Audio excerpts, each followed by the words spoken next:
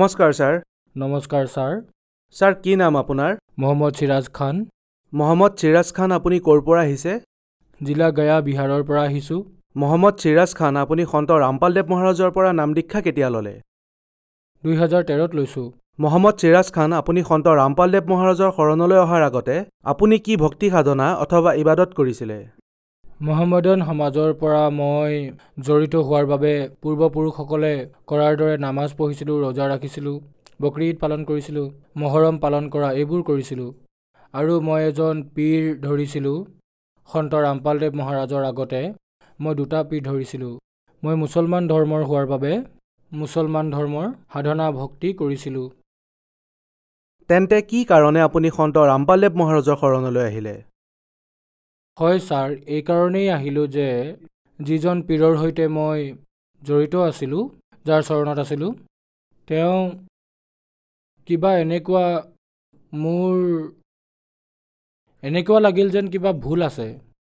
তাৰ পিছত এজন সন্ত ৰামপালদেৱ মহাৰাজৰ শিষ্য আছিল, তেওঁৰ লগত কথা বতৰা হৈছিলে। গতিকে এনেকুৱা হ'ল যে এমাহমান এনেদৰে চলি থাকিল। মই নিজৰ জ্ঞান কৈ থাকিলোঁ আৰু তেওঁ যিজন সন্ত ৰামপালদেৱ মহাৰাজৰ শিষ্য, তেওঁ জ্ঞান চৰ্চা কৰি আছিলে আৰু অসুৰ নিকন্দন ৰামায়ণী কৰিছিলে আৰু সন্ধিয়া আৰতি কৰিছিলে। গতিকে ময়ো শুনিছিলোঁ আৰু সন্ত ৰামপালদেৱ মহাৰাজৰো জয় জয়কাৰ কৰিছিলে আৰু ময়ো মনত ৰাখি ল'লোঁ। তেতিয়া মই ভাবিলোঁ যে ময়ো কৈ চাওঁ।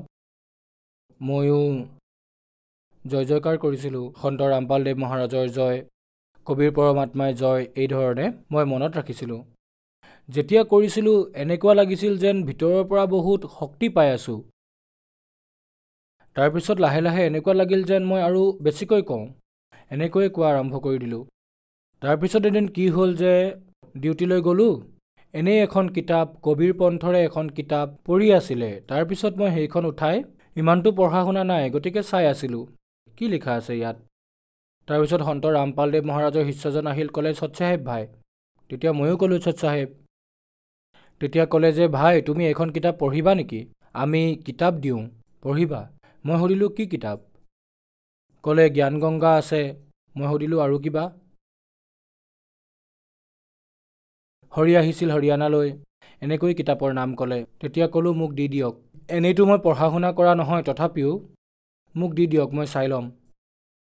তাৰপিছত ঘৰলৈ লৈ আহিলোঁ। যেতিয়া মই ঘৰলৈ লৈ আহিবলৈ ওলাইছিলোঁ, যেতিয়া তেওঁ দিছিলে, সন্ত ৰামপালদেৱ মহাৰাজৰ শিষ্যই কৈছিলে যে ভাই তুমি এইখন কেৱল কিতাপ বুলি নাভাবিবা, এয়া আপোনাৰ আল্লাহ গৈ আছে লগত। তেতিয়া মোৰ সম্পূৰ্ণ বিশ্বাস হৈ গ'ল ভগতদেৱ সেই সময়ত যে যি কৈ আছে সকলো সঁচা কৈ আছে। মোৰ এনেকুৱা অনুভৱ হৈছিলে। ঘৰলৈ লৈ আহিলোঁ। পঢ়া শুনা কৰা নাছিলোঁ, তথাপিও এনেই চাই আছিলোঁ। আমাৰ ঘৰৰ মানুহে, মোৰ ঘৈণী আছিলে আৰু ল'ৰা ছোৱালীয়ে ঠাট্টা কৰি আছিলে যে দেউতাইতো পঢ়িব নাজানে, আজি কিতাপ পঢ়ি আছে।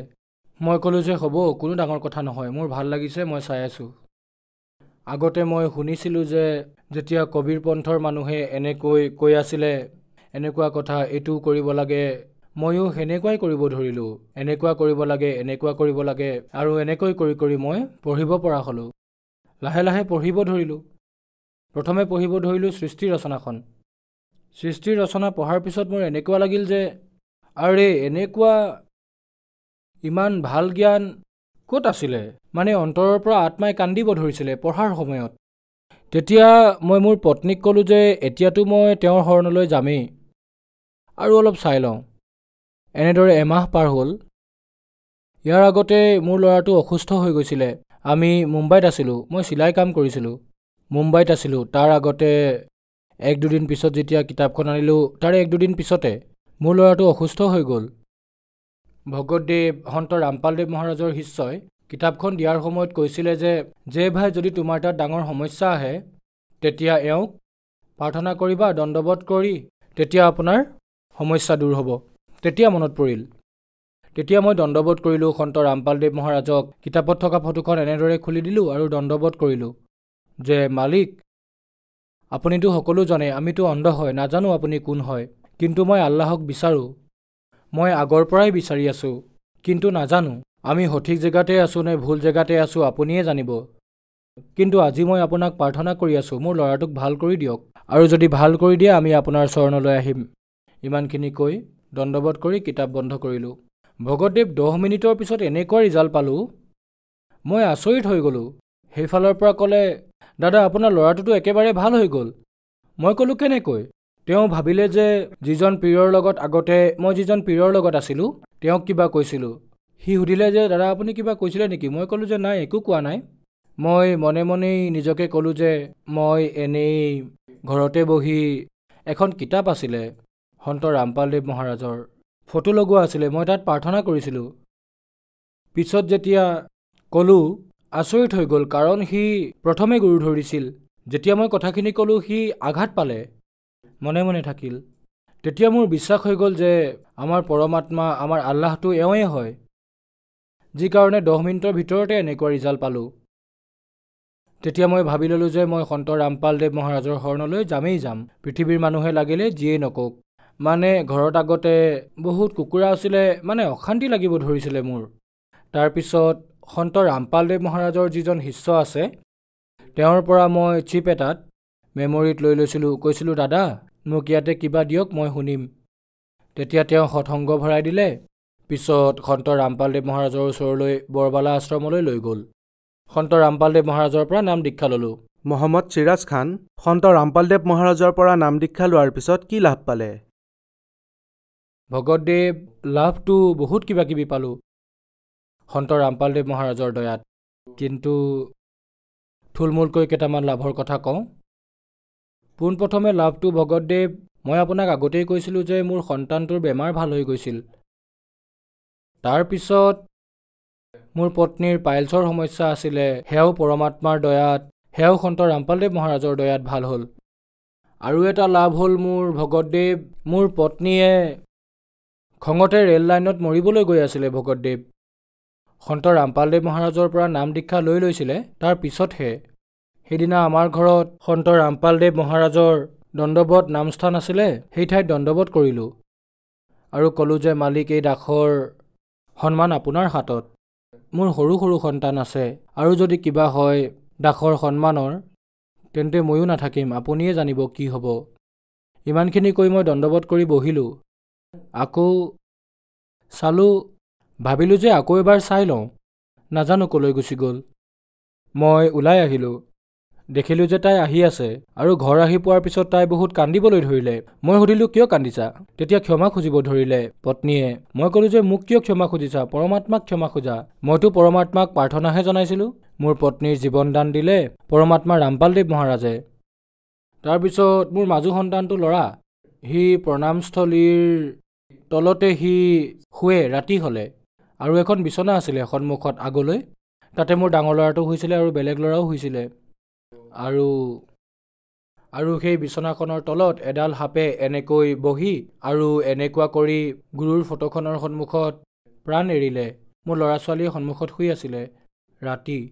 তাৰপিছত কি হ'ল যে ৰাতি কিবা শুনা যেন লাগিছিলে। মই ভাবিলোঁ যে বাহিৰতে কিবা মাত ওলাইছে।